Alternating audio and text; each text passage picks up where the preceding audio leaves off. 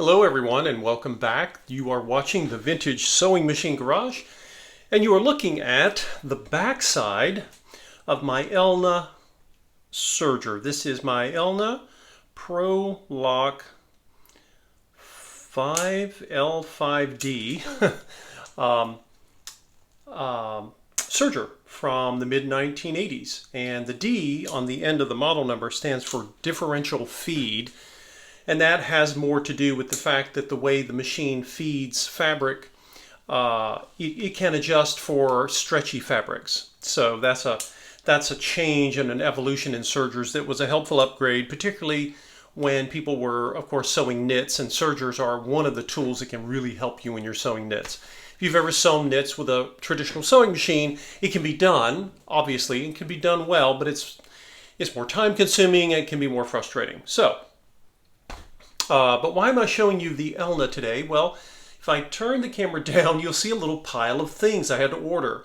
You may recall in one of the earlier videos that I made, basically, when I got this serger, I had to decide if I wanted to buy it based on a very cursory glance. And this was a combination of the price they were asking for it, and the fact that, I couldn't sit and test it. I had to look at it in, outdoor air, socially distanced. And so I had to make a decision if I wanted. And I figured, what the heck, I'll take a shot, take a chance.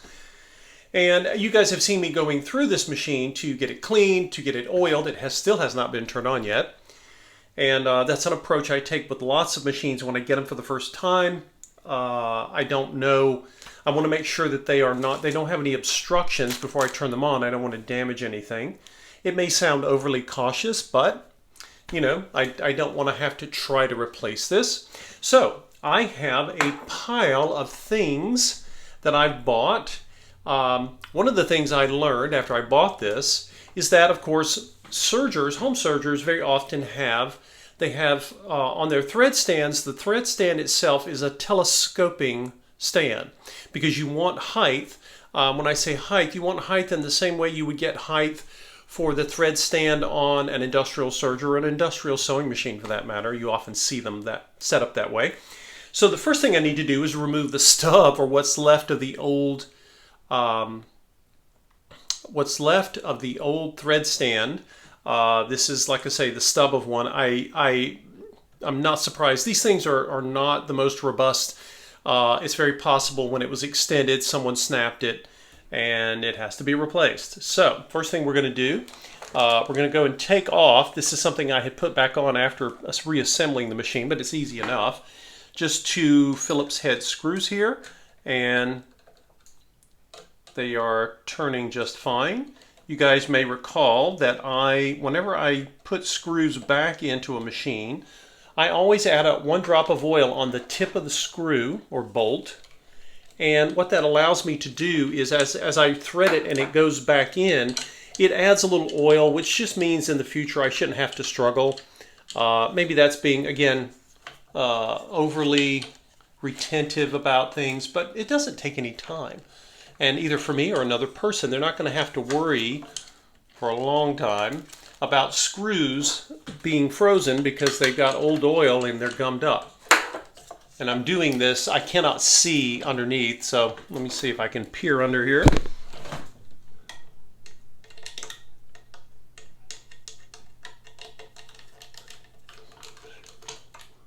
Okay, so this piece has come off. You can see the 2 screws. It bolts up against the machine. And again, I didn't have these screws overly tight. You don't want to do that. This is a plastic piece. They screw into steel here. But again, the plastic doesn't forgive you if you overly tighten things. But the reason we took this off was to get to the bottom or the base of this telescoping piece. Now, here's the good news. You've seen the bad news. The original broke. But the good news is that unlike the sergers that would follow this generation, and this is virtually every brand that I've seen, even here, Elna had switched to a plastic take-up lever, presser foot lever, which I'm not a fan of. But again, this is still considered a more robust construction than a lot of the newer ones. But anyway, a lot of the newer sergers have they have a thread stand that is all one piece with plastic protrusions where you see the steel here. Now these, I don't know if these were somehow, put in, not like a rivet, but maybe they're just under pressure, right? And they kind of just pop in. I'm not sure, but they're in good shape. However, the telescoping piece here, I like the fact that it has a screw, so it was designed to be replaced. And I'm grateful that it is, because again, as you move forward in time, if this had happened to a newer Serger where this whole thing is all basically molded out of plastic and the spool pins for the Serger are all molded as one piece, then you have to replace the whole piece. At least here, I can take off the stub of what's left of the old thread stand. Come here, you. Now this one's a little tight because I haven't turned this one. Oh, man. Okay, I'm going to have to put a little more elbow grease into this because I definitely don't want to strip it. And it has been there for a while. Again, it's very possible this has never been undone since 1986 when it left the factory in Japan, and it was made in Japan. Before I switch to the ratchet, I'm going to try this one more time. If I can put enough force on it.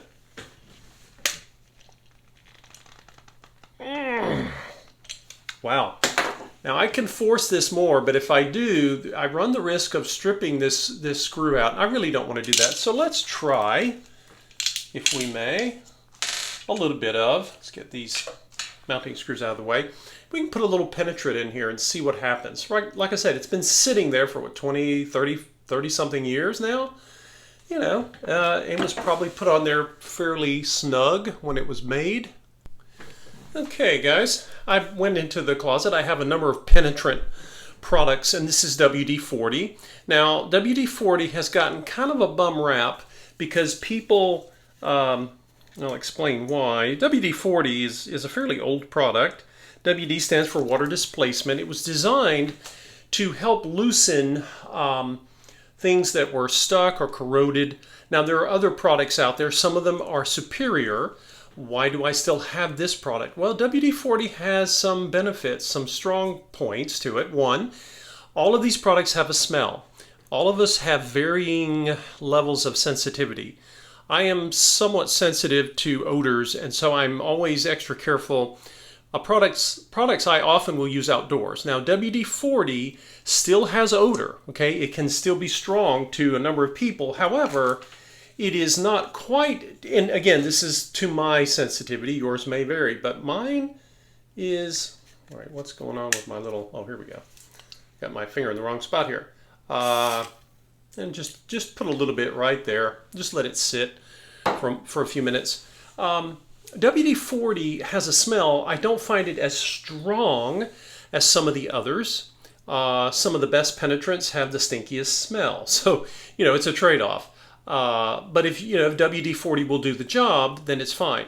The reason WD-40 has kind of a bad reputation when it comes to the sewing machine world is because people sometimes assume that because it frees up stuck metal parts, that somehow it's a lubricant or an oil. It is not. If you put WD-40 in the moving parts of a sewing machine and you leave it there, you might get the sewing machine loose, but you need to clean off the WD-40. You don't want to leave it on there. And if you go behind, just take a cotton swab, get off the bulk of the WD-40, and then make sure you go back with sewing machine oil, and you should be fine. For people who only use WD-40, and then they think, oh, that's a lubricant. It's not. Okay, it has a different mission. It's not the same as, it doesn't do what sewing machine oil does.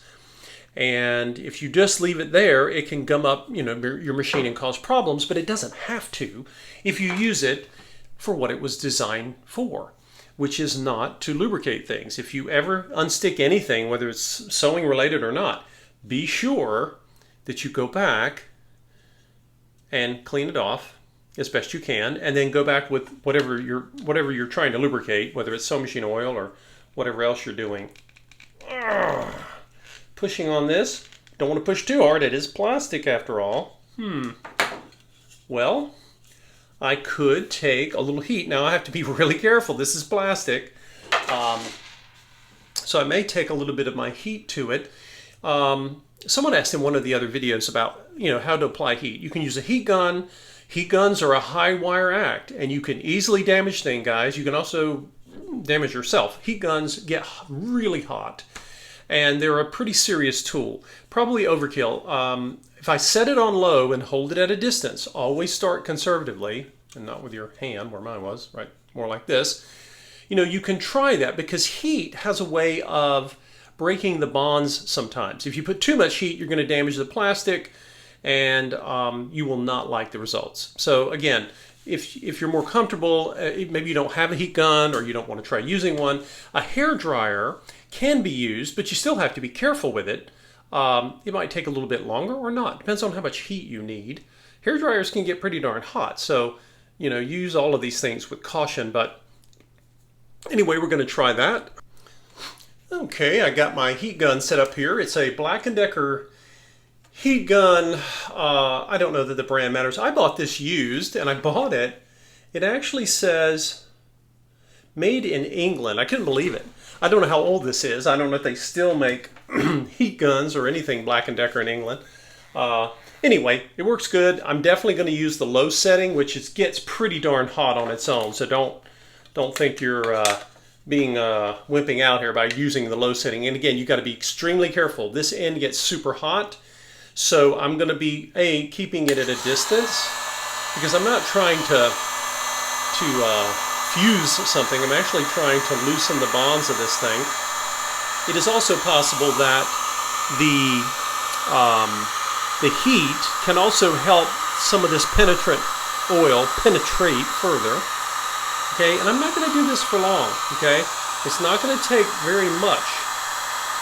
And again, you want to kind of use, I'm not really showing you guys the distance I've got here. This doesn't look like I'm holding it close, but I am. This heat gun, even on low, gets very hot. It looks like I'm being conservative with it, and I am for a reason. The other thing to remember, guys, is that if you're using any kind of penetrant oil product, when you apply heat, it basically makes the fumes increase. So again, you want to do, for most penetrant products, you want to really do this outdoors. I have an open window, but again, just use some caution here. And I don't know, how sensitive you are. I typically am, and so I won't expose myself to stuff that, hurts when it comes to fumes. So be extra careful. Now, let's see what happens. Maybe nothing will happen when I go to try to get this off. We will see.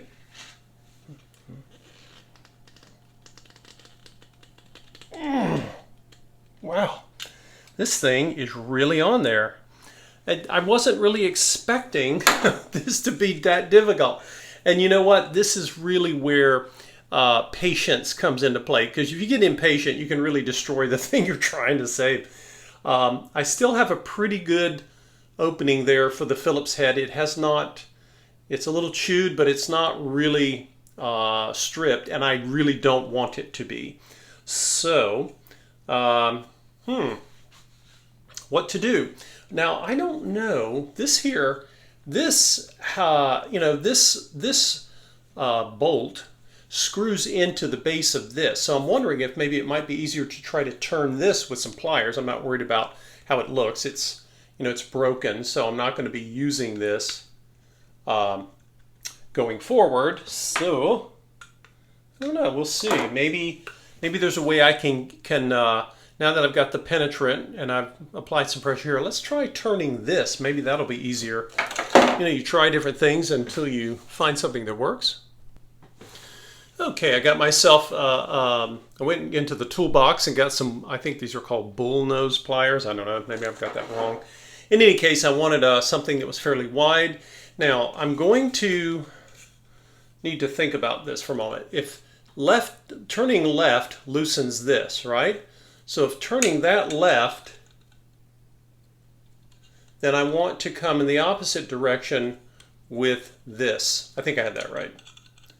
Now, you'll notice, you think, oh, I'm going to have a good grip here with these pliers. I hope to, But wait just a minute. I got to be careful I don't actually snap the plastic in the process. Okay, so I'm going to... Okay, this is actually turning. I'm hoping, well, I think it's turning. Yes, it is. Haha.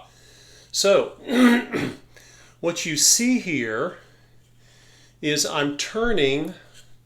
This is turning, and now this is turning. You can see the bolt turning. So let's see if this was useful. I'm going to try to hold this still. So I'm holding the boat with one hand. Now let's see if this is going to work at all. Or if it's just going to spin and I'm going to look silly trying to show. Oh, there it went. Haha, came right off. Okay, so there's the base. Kind of interesting. Look at this. The base looks like it was made of brass. That's impressive. I mean, even for 1986, folks, it's pretty impressive. Okay, and what are we left with? Well, we have our screw, which now will plop right out. Because again, it wasn't screwing into the plastic, it was screwing into the brass where it had been since 1986, we will assume. Okay, now, that's how we do that. That took a little more doing than I had thought. Okay, so there you go. That is the safe removal of a part without damaging the part.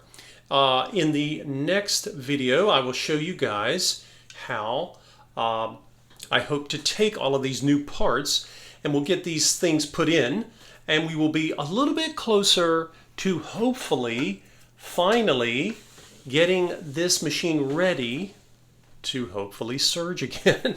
It's a slow process, and there are no guarantees. I could go so slow with this and it could not work. I realize that, but you got to be willing to take a chance to have pie on your face just to see what happens.